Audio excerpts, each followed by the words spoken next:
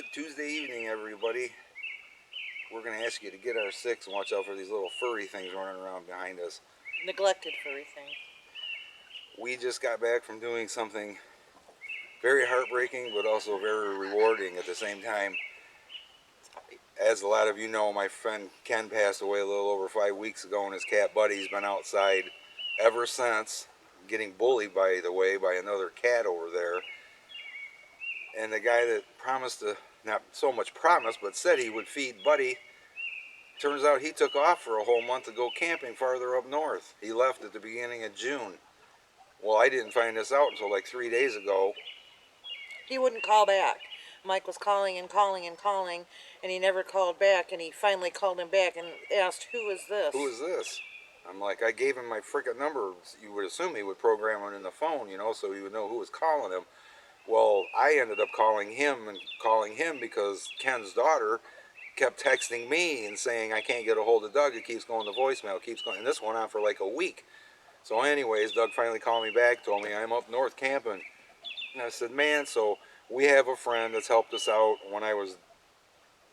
But supposedly, his neighbor was feeding Buddy while he was gone. Yeah, so we don't know whether Buddy was actually getting fed much or not the last week or so. We have no idea. Or however long. Well, actually, today's what, the 21st, so he's been gone for 3 weeks. Yeah. So we have a friend that helped me with trapping. Well, she actually loaned me the traps and spayed and or neutered 10 cats when I was taking care of the cats at the apartments, trying to control the cats in town. I'm going to have to do a video and tell you guys that how we ended up getting involved with cats. That's only very little part of the story. But anyways, I texted her and asked her if she had any room for adoptions, thinking about Buddy. And we talked on the phone, and she's very strict about her cats that she takes in. She's very strict about the adoptions she lets go. Yes. Very. And she said, I believe it was Saturday, she said, I have an adoption pending on Tuesday, and if that happens, I'll have an opening, but I can't hold it for very long. I said, all right. Well, tonight she texted me and said, well, what's going on with the orange cat? I said, can I call you? So I immediately called her, and I said, well, we can go over there and we can try to get him. Because the adoption did go through, and she had an opening. So I said, we can try to get him. She said, all right, let me know if you do. So we grabbed the carrier, grabbed the trap. I was expecting to have to leave the trap because who knows when's the last time Buddy was even seen around. Yeah. So I knew 2 places to look for him: up inside of a pontoon that's still shrink wrap. He wasn't there. He was last time I was there. And the second place was underneath the deck of the guy's house that was supposed to be feeding him. There's a hole about that big in the lattice with orange fur all around it where he had been going in and out of it. So I called Buddy. I didn't see the movement. She saw the movement, and all of a sudden Buddy popped his head out. And I said, go grab the carrier, and I'll get him out. And I had some canned food. Well, it turns out Buddy doesn't like salmon. He wouldn't touch it. I'm like, crap. And Mr. Picky. I said, well, this ain't going to work, because I thought I could just get him to go into the carrier with some food. Well, he didn't want nothing to do with that. So I reached over and picked him up and started walking towards the car, and we were probably 50 feet from the car. And he heard the door on the carrier because the latch is a little screwy, so I had the door open. The door banged, and he kind of tensed right up and looked.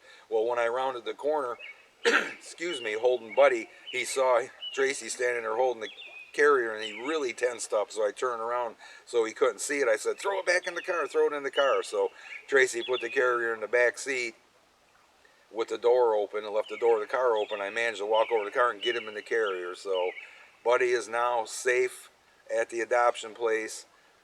He's such an awesome cat. Monica got him out of the carrier, opened the door, and he walked right into the cage, turned around, and Monica reached in and pet him. First time she's ever seen him or he's ever seen her. And he's a very laid-back, sweet cat. So it was heartbreaking. For me, it was reliving Ken's passing again, because it's like the final closure to my relationship with Ken, to keep my promise that I made to him. I'd make sure his cat was taken care of and safe. So I feel really good about that. But man, guys, that was hard. Yeah. Really hard. So it's one less cat I got to worry about. And we have one thing maybe hopefully on our side with this whole animal control crap we're dealing with here. Monica knows the animal control guy on a first name basis, and I told her, I said, well, you know, we're not hoarders, but you know, when Officer Livermore approached our house, that was the first thing on his mind. That was the impression he had, that he was approaching a hoarder's house, and he probably going to take a lot to get that out of his head. I said, man, if you have a chance to talk to him, could you please explain to him the things I've done and we've done for rescuing cats, for TNR cats, you know, trying to save cats, finding kittens' homes. I bet you we found 15 to 20 kittens' homes over the years. Yeah. So, you know, I'm hoping she gets a chance to talk to him. I hope maybe she'll take the initiative to call him. So, and But honestly, she agreed with me too that there's no place for them to even take the cats.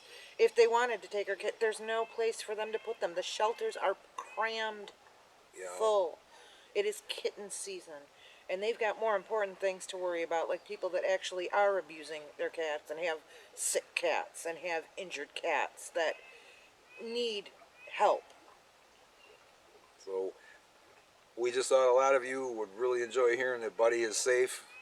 I told her, let me know, you know, if he gets adopted. I don't think it'll be a problem since he's such a nice laid back. He's a great lap cat for somebody, that's for sure. So rest easy, guys. Buddy is safe now. Yep.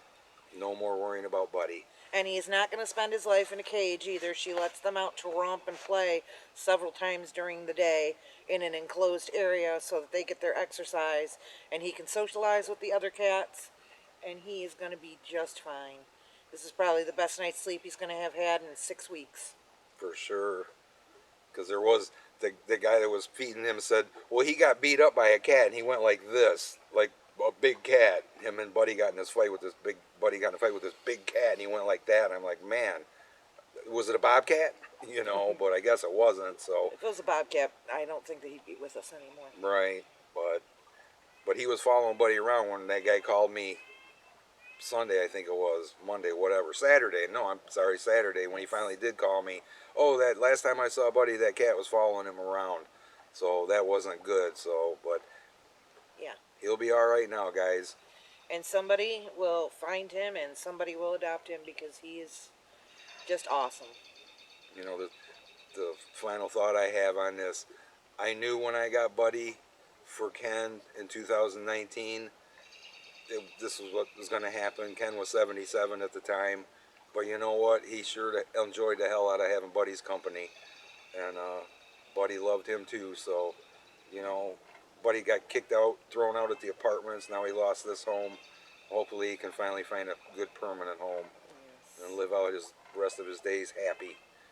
So thanks for watching, guys. I thought you'd enjoy this update.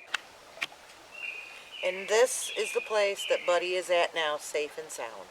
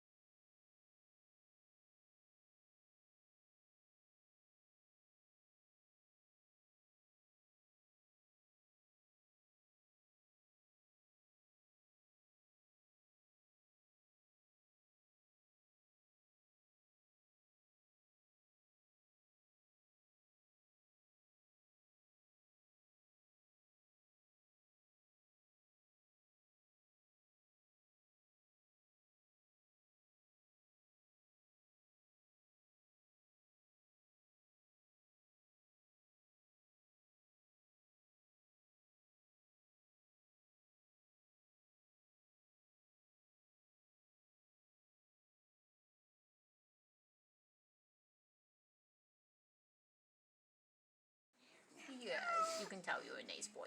He's very, Yeah, he's a nice boy. he's It's okay. he would rank up if he was at our house.